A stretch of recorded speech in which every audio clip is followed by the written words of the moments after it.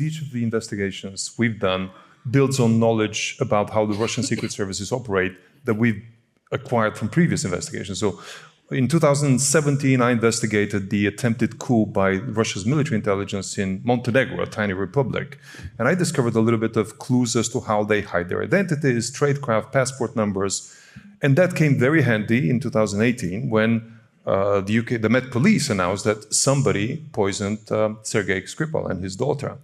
And then we started looking to prove or disprove the hypothesis that it's the Russian military intelligence. And we found the same sequence of passports that had been used for the cover identities in Montenegro were used here for two travelers who came to the UK, the famous Salisbury spy chasers, the tourists.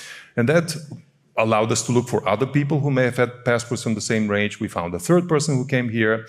And then we found out who they really were. It's a long investigation that, people have read, I guess, but it's one of the most fascinating ones for me. They're an extraordinary outfit, Bellingcat. I interviewed Vladimir Kara-Murza, who's one of those very, very brave opposition politicians, now sentenced to 25 years in jail in Russia, and we'll talk a bit more about him in a moment.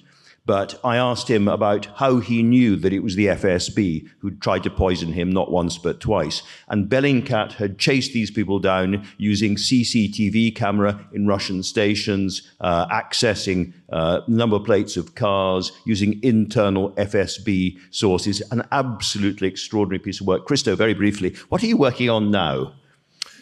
I would not exaggerate if I say that there's at least 100 open investigations at any given time. They're all in a folder on my computer that started with the name of one particular investigation, and now it has about 500 subfolders. So I can't tell you what will drop first, but something will drop in a week or so.